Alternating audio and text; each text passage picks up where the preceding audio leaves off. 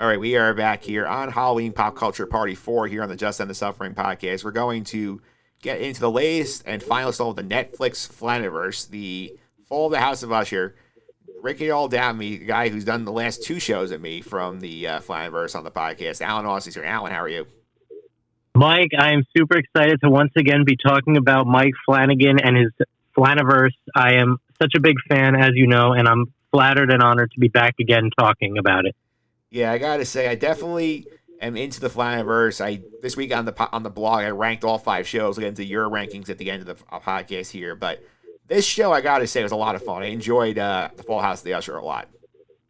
I liked it. I like anything he does. He's kind of at the point where he's such a he's such a great filmmaker that anything he does is just going to be a cut above anything else. Like he has raised the bar so highly. So when we get into the rankings later, all five shows are solid for me, and I'm a big fan of all of them. This one I have a couple gripes with, but overall I had fun watching it, and I'm interested to see what you have to say as well. Yeah, for sure. Let's not delay it any longer. I'm gonna put up the spoiler warning here if people have not finished the show yet. So.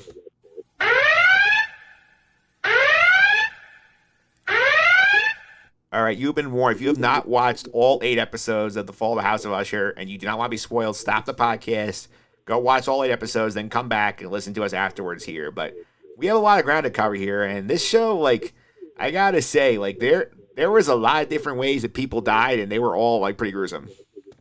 Yeah, if we're talking about the kill count, especially, really gruesome, varied ways that people went. It was when the show got violent, it got violent. And where I think the show in the horror sphere is way more represented by gore than it is scares, if that makes sense. Like, there weren't too many, you weren't on the edge of your seat scared, but you were anticipating how is this character going to eat it and how gruesome will it be. And they definitely landed gruesome kills. Yeah, I mean, it does sort of fit the material a bit, too, because this is based on Edgar Allan Poe stuff, specifically The Fall of the House of Usher, some of his other works. The character names, for the most part, have come from all of Edgar Allan Poe's work. So, like, for me, this made sense that we're going more towards, like, the sheer horror, because Poe was not really a jump scare kind of guy. No, it definitely worked. And some of the elements of Poe's stories meshed better than others, but at the same time, overall, to use the world of Edgar Allan Poe, I thought was a fantastic setting, really enticing, and it was very gothic and dark, and yet at the same time filmed beautifully. Yeah, for sure here. And obviously, I mean, I want to start with the pilot premise here. I did think it was interesting where the setup was. Sort of they give you the real, like, elevator pitch on the show basically in the pilot. It's like, oh, we get this trial set up here where the Usher family runs a pharmaceutical company. It's been pretty corrupt. They're being pursued by attorney August Rodin, played by Dupont, played by Carl Lumbly. And at this trial, he says, "Hey, I have an informant in the family, and I had to protect them." He later admits that this is a fake. This is a fake. Has to try and rattle some cages here, and then we fast forward 2 weeks. He's at meeting at an abandoned house. We found out later is the Usher family home with Roderick Usher, played by Bruce Greenwood, and we see he basically tells us, "My kids have all died in the past 2 weeks," and we see 6 of them at the trial beginning here. So, like, it just sets you up like, okay, this will be pretty wild. Yeah, I would say, though, that was one of my detractors. So I was not a fan of us knowing each of them were going to die right off the bat, and almost half the attention you'll see where their death marks, if you will, are placed on their bodies. So and Netflix didn't do the show any favors with the thumbnails, because once you see the character whose episode it is, you know that they are dying that episode. So a little bit of the mystery and intrigue for me was gone with this show, which was a bit of a bummer. But I do see the setup at the beginning being like, this show is about Roderick and what's going to happen with Roderick, even a little bit more so than his kids and their individual issues. So I was not a huge fan of the fact we knew off the bat that all these characters were going to fight it, but I do get what they were going for. Yeah, I think it's a choice you have to make. Either you could, like, lay us in the mystery of, oh, like, they're dying, why, as opposed to, like, wait, how, and, like, why are we setting this up, and why is this happening? I think we got more of the why than the how. Is more of the, that's sort of the way I read it. Yeah, and like, I'm not saying it was bad. It's just how it didn't really take away that much. It was just something I think I would have rather had a little bit of the mystery, because we're sitting there and by the fourth or fifth episode, you almost know every beat of the episode.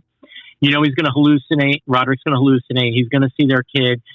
The kid died in a certain way that's going to be reminiscent of how they, freak him out in his hallucination. And then at the very end of the episode, we see how that child died. To me, it was the finale that was the most engaging episode, because it really was the one wrapped up in the most mystery. A lot of questions were answered, and what was going to happen to the characters we didn't know the fate of prior. So I really liked the finale. It was my favorite episode. Yeah, I love the finale too here, and well, I want to get to the big point here. I want to start with this one here. It's like, first of all, I'll also mention here before we get into the big like spoiler situation here. Like, I did think it was funny in terms of like a very meta moment where like Roderick is in the courtroom. He's like, "These are my children right here," and then we see like it's six of Flanagan with prominent collaborators. I almost feel like in a moment that he's like the meta version of like Roderick is Flanagan, and these are all his favorite children. That was cool. Yes, every one of the children are paid by frequent collaborators of Mike Flanagan, and honestly, it's one of my favorite things about the Flanaverse is he's almost got his troupe of actors that he trusts, and every time they pop up, we're like, there's that person, and it's exciting, and I love that. Yeah, and to run down the kids, specifically Henry Thomas, who I think is the only one who's been in all five of the Flanaverse projects on Netflix. Like, he is Frederick the oldest. Samantha Sloyan, who is famously the church girl, like the faithful woman from Midnight Mass. She was in Midnight Club last year. She's Tamara Lane, the second one. They are both the only ones born from the same mother. The rest are all from different mothers. Here you have Tania Miller is Vic, who is like the surgeon. You have Rahul Kohli is Napoleon, who is the video game designer. Kate Siegel is Camille, who is the PR head. And then we have I remember going to pronounce his name, Sorian Sakota, who came from Midnight Club last year. He's Perry. He's the youngest, and he's the hedonist. So like they all have their issues. They do, and all of them bring a nice tone to the performance. At no point did I ever think, oh, I don't believe them as siblings. They fell under the House of Usher perfectly. I bought it hook, line, and sinker, and it was really interesting to see their dynamics. And I think it does help that they've all, for the most part, worked together before, with some exceptions.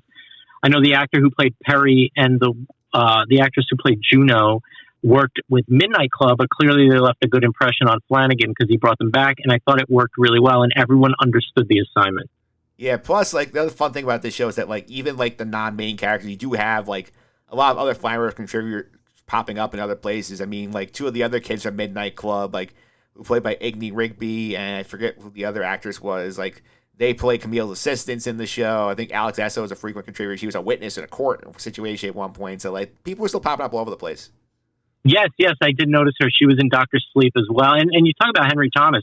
Henry Thomas has been in almost every Flanagan-directed movie as well, with a few exceptions. So he is Flanagan's guy, and I can't help but think Flanagan was an E.T. fan as a kid, and it's just such a warm collaboration.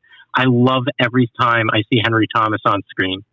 Yeah, for sure here. So in terms of the big storyline here, like, how long did it take you to figure out here that this situation they're dealing with here and the constant appearances of Carlo Gugino as Verna in the show, like, when did you figure out that this was a deal with the devil situation?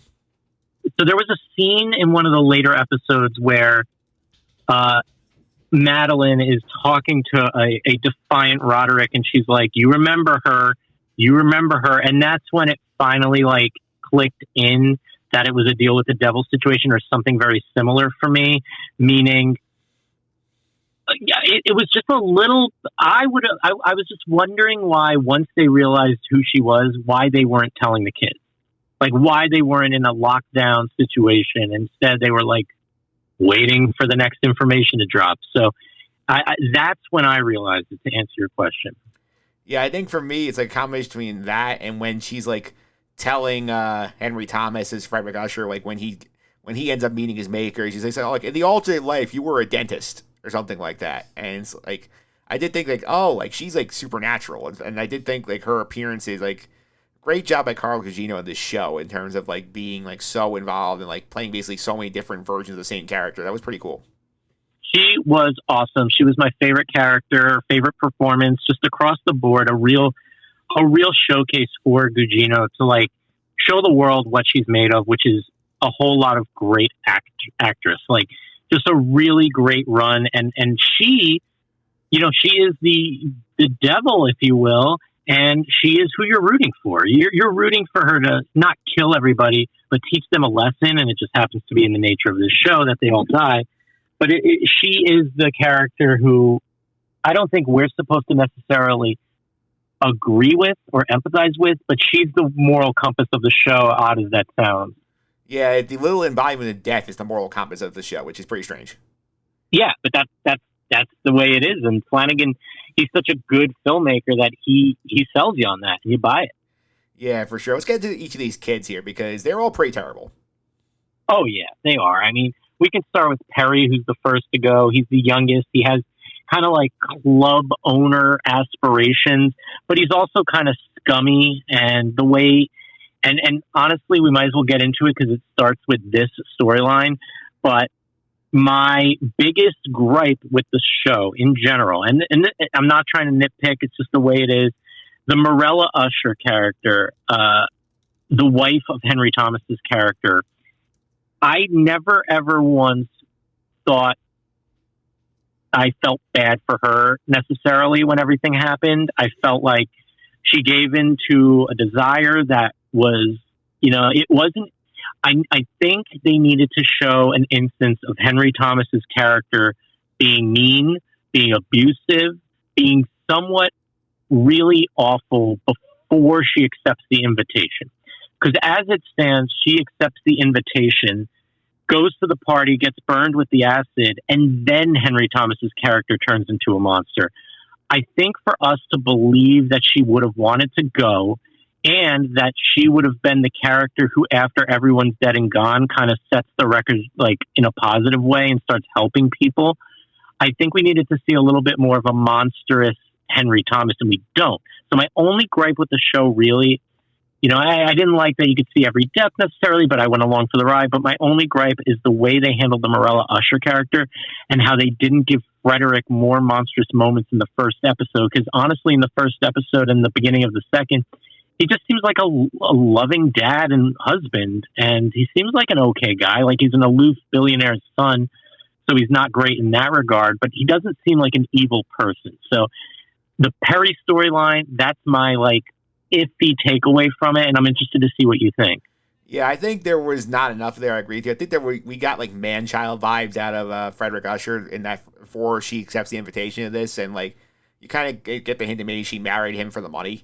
So I think that's the real situation to get out of it. I could get the sense that like maybe you could have gotten a little more in terms of justifying. Oh, this is why she wants to go to this party. I think man-child is weak, but not enough to be like I'm going to go ruin my family dynamic potentially with my brother-in-law. I think if he's a true monster, like a man-child monster and not just pathetic, I think I would have been a little bit more sympathetic. Yeah, and this party that Perry is throwing, because apparently we find out that Roderick and his sister Madeline were basically they're twins who grew up and their mother was basically she had slept with the head of the Fortunato company, and they were the bastard children. And then he's made a decision, any child I have will be part of the family, and they will have access to money if they provide me a business pitch. And Perry's playing it basically as a cocaine sex club, and Roderick says no. So Perry says, I'm going to go for proof of concept here and stage a rave where you get secret invitations to come to this thing. And I did think this was a wild thing, and I did not have basically orgy in episode 2 vibes coming out of this show. That's what we got. Yeah. I would say this was one of the weaker episodes in the series. Also, I have questions about how that building could possibly be torn down after it was a major murderous crime scene where the Usher family is going to have to pay out $1 gazillion in wrongful death settlements. But at the same time, that was probably the weakest storyline for me. Yeah, and then this is where we got our first real glance of Verna in the present, where she shows up. We see her, kind of flirting with Perry, and then, I did think it was interesting in the moral comments moment, which is something I should have picked up on in the moment, is, that she tells all the wait staff, get out of here. She tells Morella, you should leave. the waitstaff leave. Morello chooses to stay, and then like Perry dies because they was a chemical plant. They're trying to basically spray water on to signal the start of like an orgy, and then we see that it ends up spraying like acid rain, and everybody gets like burnt to death. Yeah, it was a gruesome death. It was a wild scene, and it was a real taste as to what Verna's capable of. Yeah, yeah, it is here, and I gotta say, I did not feel bad for Perry in the moment because Perry was kind of a douche. Oh yeah, he was an awful person, awful character, and like you said, just irredeemable with the rest of them. Like it was not a great. He was a great first kid to kill off, if that makes sense. I don't mean that to sound harsh, but it was a great insight into how terrible these people are for Verna to want to act the way she does. You really get a sense of why these kids are spoiled, rotten, and just awful people through Perry. Yeah, and like we kind of go reverse age order too, which is pretty interesting throughout. I think there's like one order is flipped. I think like they're pretty much is reverse age order they die. Yeah. Yeah, so next one we get to is Camille Espana, played by Kate Siegel. She's the PR head there. We basically find out that like she is like hired like two like teenage, like let's say like college student assistants, and basically is using them for like threesomes on the side, which is pretty messed up here. Then she ends up dying. She's trying to dig up dirt on her sister Vic's like pacemaker program, and she gets mauled to death by a possessed monkey, which is also pretty insane. Yeah, that was an interesting storyline. You would think that Vic would be the one mauled by the monkey, but it turns out it was Camille, just because she's looking to, like, you know, get back at her sister. Because, again, at this point in the story, we as the audience still believe there could be a mole within the family. So she's looking for the mole. Who could the mole be? Is it Vic? They have a sibling rivalry as it is. Both are illegitimate children of Roderick Usher. So there's a whole lot of like scandal there, and it's very intriguing. And of course, Kate Siegel's always great. And it's a good one. I just think that there was a great commentary within there about animal abuse. I am an animal lover, and I really appreciated that aspect. We get that a little bit more in the Leo storyline as well. So clearly Mike Flanagan is an animal lover, which I appreciate. And just to see that storyline play out, I actually felt bad for the chimp that they would theoretically put it down in the show after the murder. But very, very strong episode there. And I really liked the power dynamic of Camille with her subordinates, if you will, and just how rich, powerful people just kind of disregard the feelings of those around them for their own benefits. Yeah, that's for sure. Here, and this is the one where I think it goes out where I think she was born. I think she was born before Rahul Kohli's character, and she dies after him. I think that's the order is flipped here, but I think this might be a strategic choice by Verna because she's like the smartest of the five kids, and like kicking her off the board makes sense. The rest of it, a lot of chaos. And it makes sense because if you remember, she said it could have been different, but you forced the issue, meaning she kind of sped up her own death timeline because of what she was doing. Yeah, for sure. Now let's go to Napoleon Usher, who goes by Leo, played by Rahul Kohli here. He's the video game designer. He has like major drug issues. At one point, he hallucinates that he killed his partner's cat. So then he goes and Verna gives him a new black cat that looks like him, and the cat's driving him insane to the point where like he thinks he hears the cat in the walls. Verna shows up there and like he claws her eye out. That's one of the more gruesome images of the episode. And then he ends up dying because he's chasing the cat and just jumps like flips off a balcony to his death. And then we see the real cat show back up. Yep, and just to be clear, he did kill the cat while he was wasted on drugs. And as a cat owner, we have 3 at home, love them all. As soon as he killed that cat, I was mortified. And, you know, he is such a great actor, Rahul Kohli, like really, really versatile roles Flanagan has given him over the years. And his performance is great, but his character was, just so hateable, so disgusting. And just a really great performance. And Verna with the cat, which obviously no one else can see, like you mentioned, it's just she really messes with him and drives him insane, as she does with most of them. And it was just another solid episode, but one of the more gruesome episodes in terms of violence and gore. Yeah, though, to be fair, I've read so I was looking into this. Apparently, like, the cat we see at the end of the episode is actually the real cat, so he hallucinated that he killed the cat. So she was apparently working the whole time on this. Oh, so he never killed the cat? No. Because the cat that shows up when he's down on the ground, apparently is the real Pluto. Oh, interesting. Yeah. Okay, good pickup. Thank you for letting me know. Yeah, for sure here. Now let's go to Vic, who is the one who's studying this, like, heart transplant, this, like, pacemakers trying and revolutionize, like, a heart treatment here. And we see that basically, like, Verna's infiltrated her reign by pretending to be a patient who in need of a transplant here. She signs her up without telling her girlfriend, the surgeon here. This is the death by suicide episode because we see that when they have a fight, she throws a bookend at the girlfriend and kills her. And then she hears this ticking throughout the episode. We find out later on when Roderick goes to visit her that she tried to revive her girlfriend Allie with the heart mesh and gets driven insane by it and then just killed herself in front of her fathers. That one was very dark.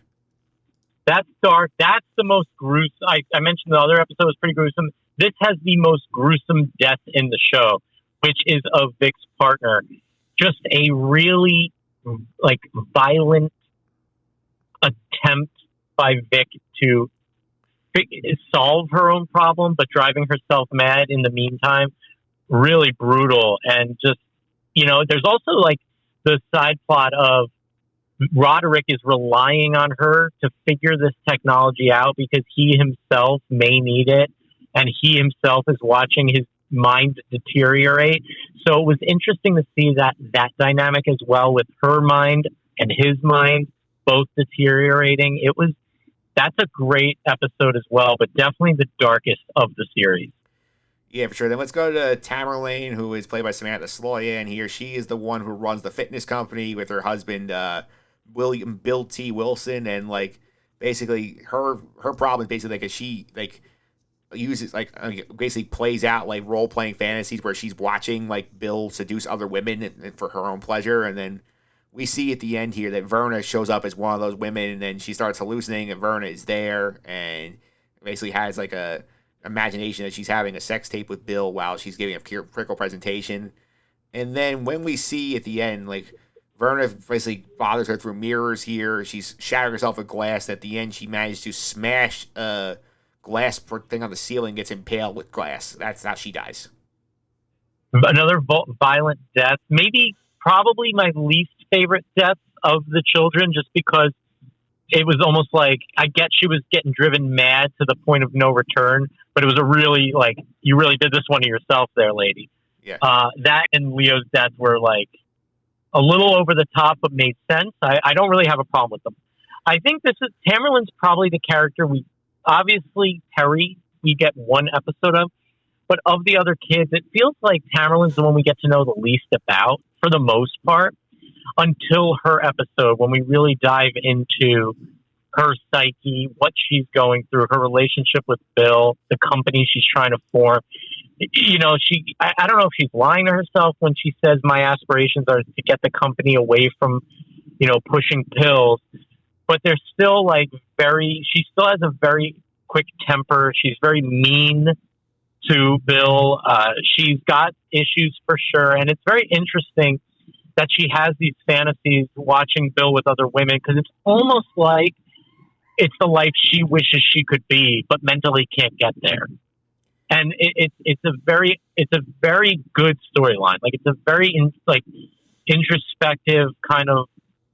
It was one of the more human storylines of the show, specifically towards one specific character. So I was a fan of the Tamerlane episode, and that too. She plays victim. She gets victimized by Verna's hallucinatory tactics.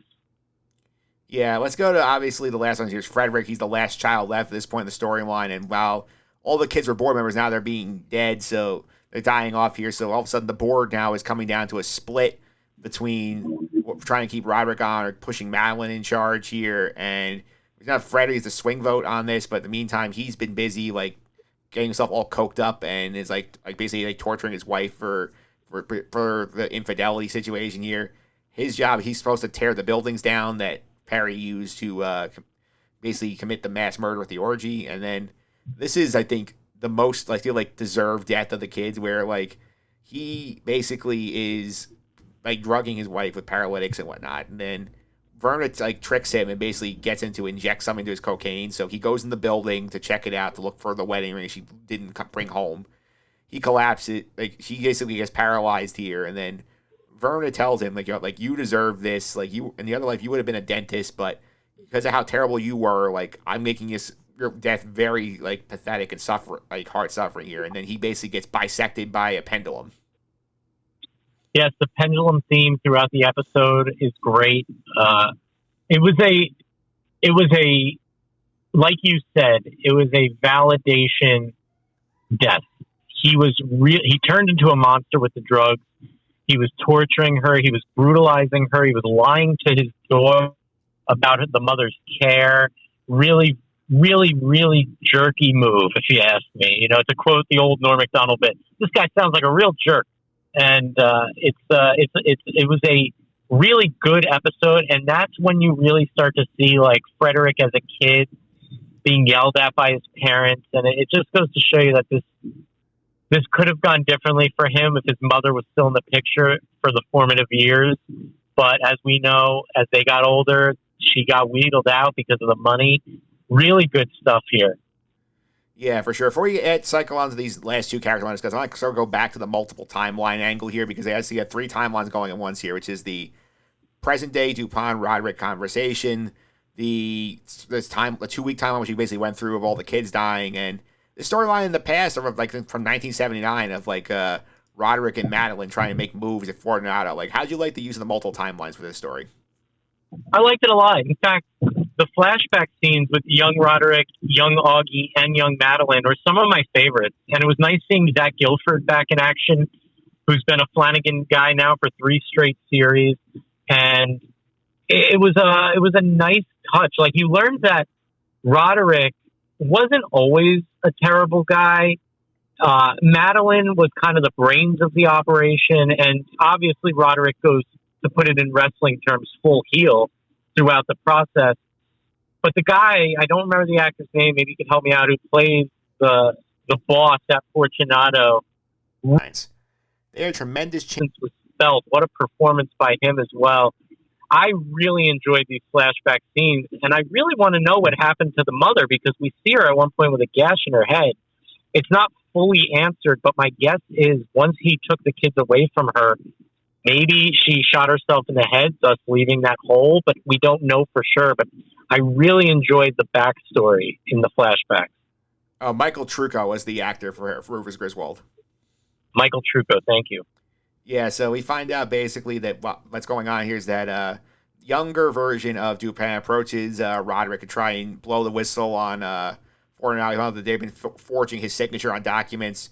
Right, Roderick plays him along. Apparently, he and Madeline up his plan to basically he's gonna lead him on, claim harassment, and go back on like basically blow up his case. Gets himself arrested, but out in a day, and then we find out later on their plan was they were gonna let themselves be made the heroes of the company, and then Roderick and Madeline decide to kill Rufus Griswold by basically burying him in inside the basement wall, which is a place we visit multiple times. We see, and great foreshadowing on the wall throughout the show. We keep looking at it. We find what's behind it later on here. And this is a moment I think it sets up the Deal with the Devil scenario where they decide to go out to a bar, set up an alibi to be seen and not seen. And Verna comes up with this proposal here of like, okay, here's the deal. I can ensure you never get implicated for this or for anything. And your kids can have all the money you could possibly want. But the catch is your entire bloodline dies out when you were about to go. So I think this was a fascinating deal with the devil here. I think the reaction was very interesting as well because like Madeline seems hesitant and Roderick's like, boom, I'm in. Yeah, that was an interesting twist. I mean, it's a good insight as to why Madeline never had kids after, because she herself didn't want to bring that fate upon them.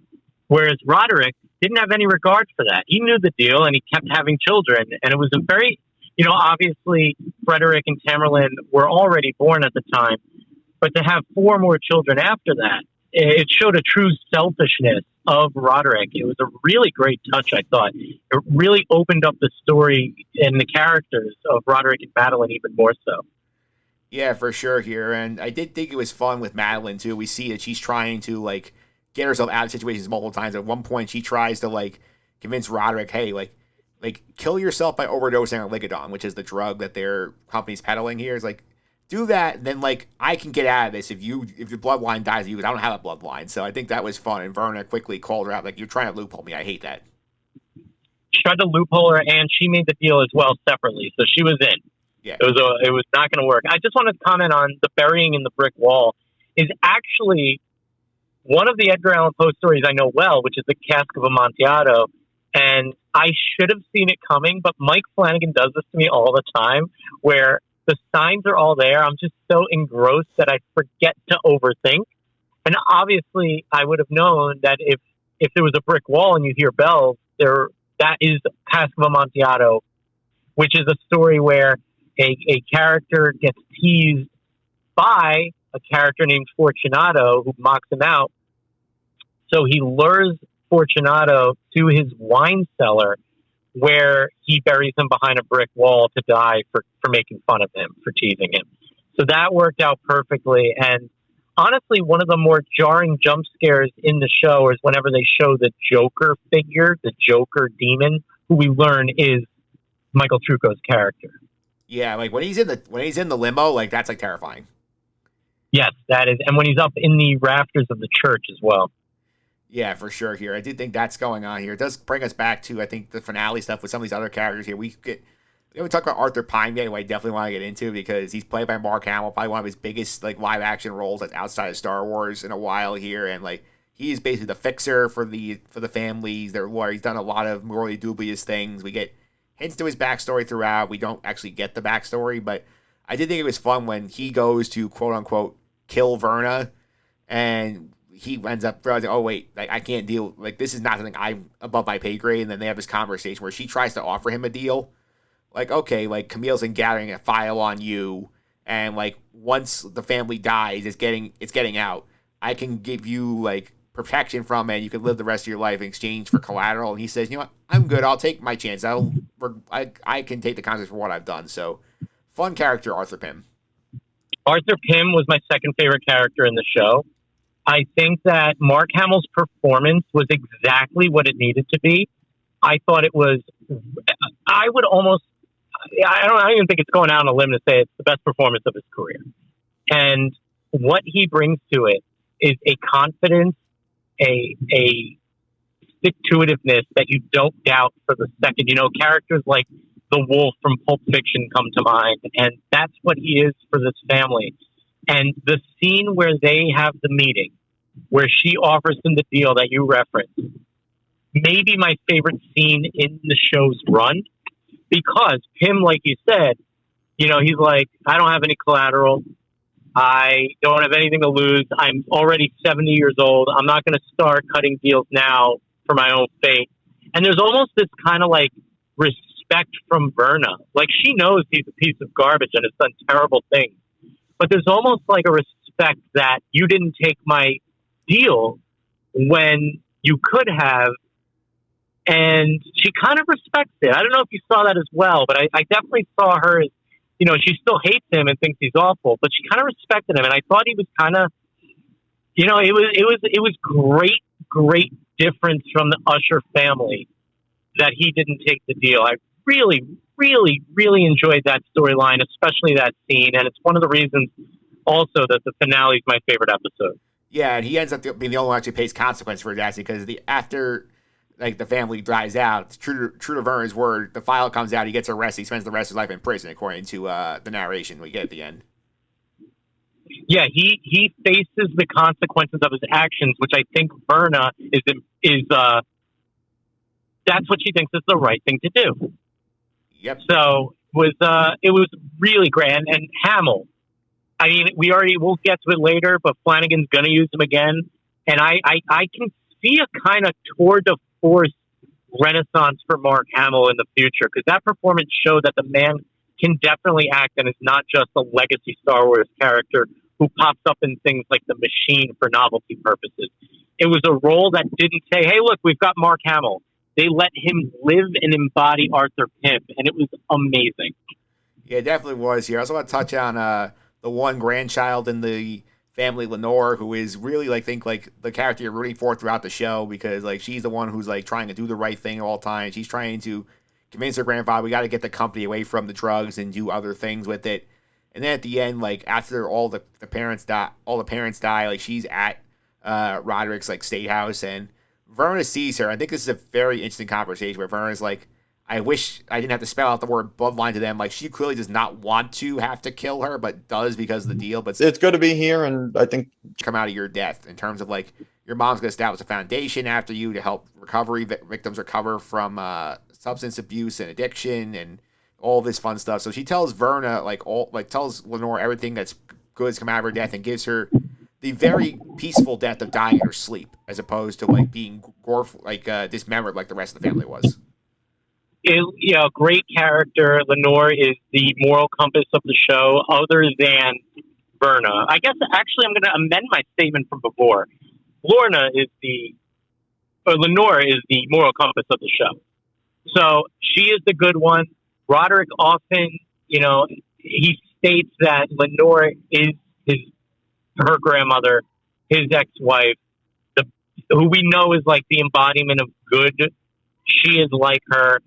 Verna's upset to have to do it, but like you said, a peaceful death, and it was brutal for us as an audience to watch this, beautiful soul get taken from us because of the sins of her grandfather and great aunt.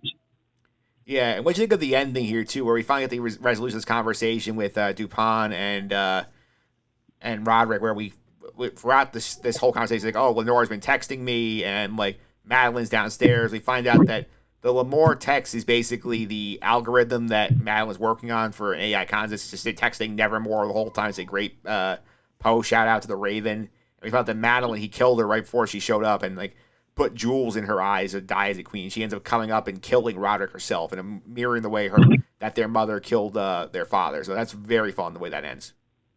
I loved it. I thought it was a great karmic kind of vibe.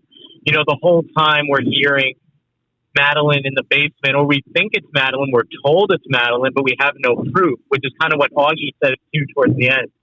And a really poetic ending.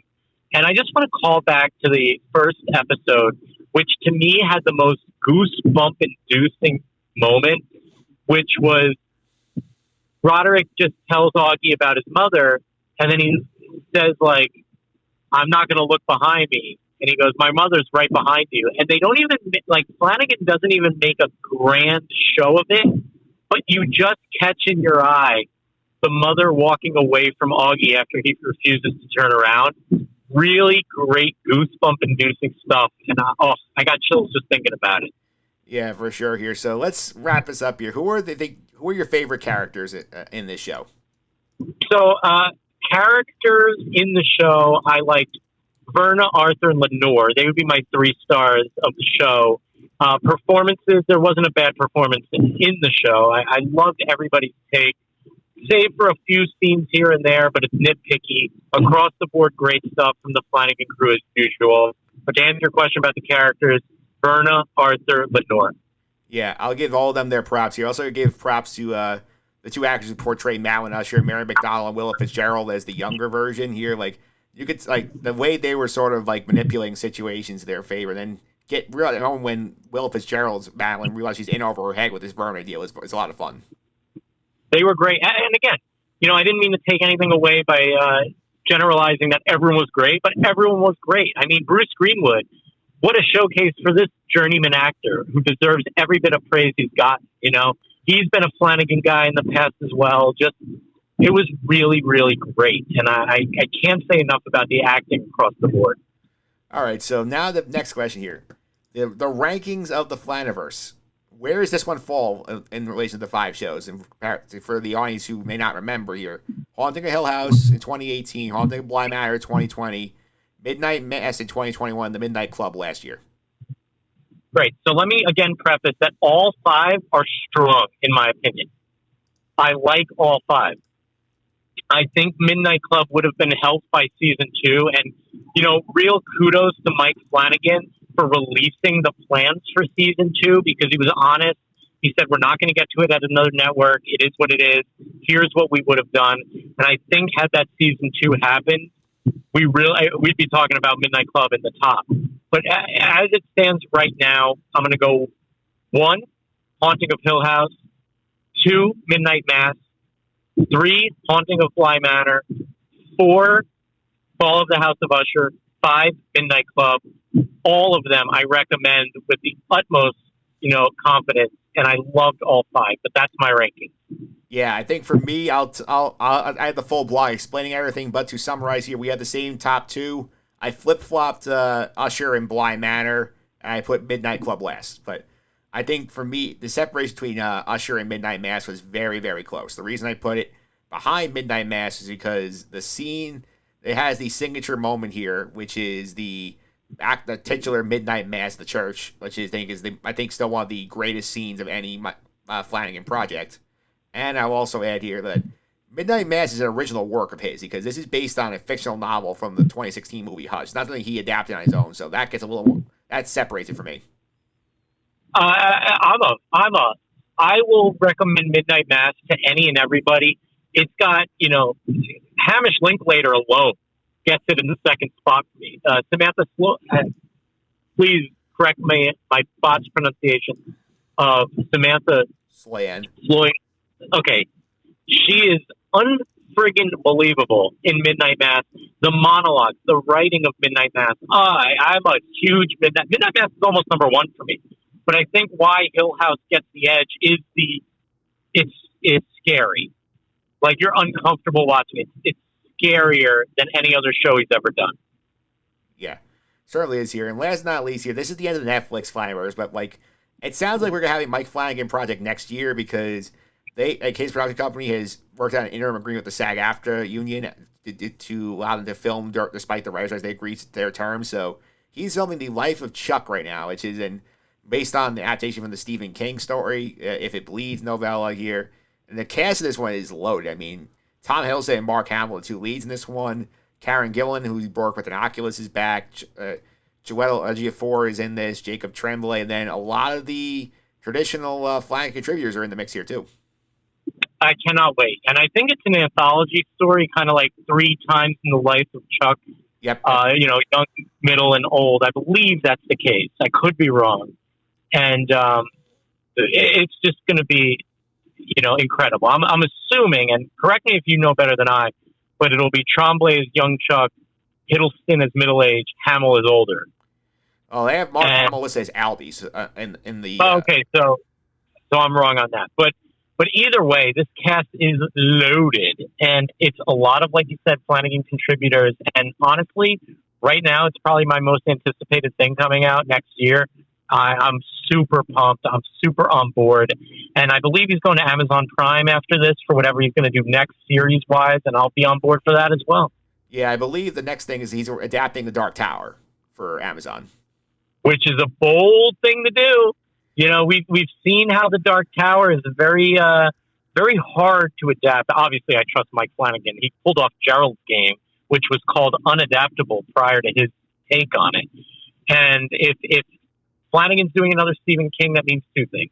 It means Mike Flanagan's do it, so it's going to rock. And it means Stephen King signed off on it because he loves the way Mike Flanagan does his works. So I'm very excited for that as well.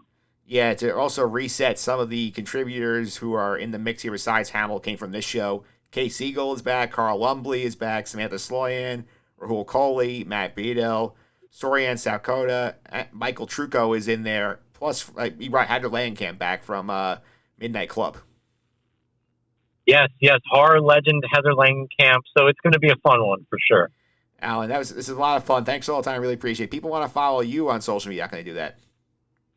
They can follow me on Twitter at Allen, ALLEN _Austin _. And Mike, thank you for having me. It's a blast to get to talk about this with you, and I really appreciate it. For sure. Have a good one, sir. You as well. Thank you. Happy Halloween.